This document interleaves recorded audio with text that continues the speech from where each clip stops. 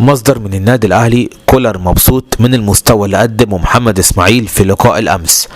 يبدو كده ان مباراة النادي الاهلي وزد بالامس هتكون مفتاح لتعاقد النادي الاهلي باذن الله مع محمد اسماعيل في شهر يناير القادم، لان مصدر من الاهلي قال ان انطباع كولر عن اداء ومستوى محمد اسماعيل امام الاهلي هو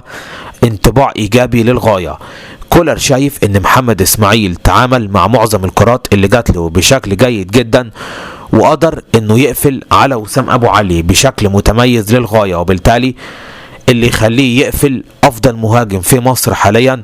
ده كده يخلي كولر مبسوط منه، وهتم متابعته بشكل ادق في المرحله القادمه في مباريات الدوري من اجل الحكم عليه بشكل نهائي واتخاذ القرار هل الاهلي يجيبه في يناير او لا، لان الكل في النادي الاهلي مقتنع بمحمد اسماعيل وشايفين انه لازم يجي الاهلي، ولكن الجميع الان في انتظار قرار كولر النهائي بشان ضمه في يناير او لا.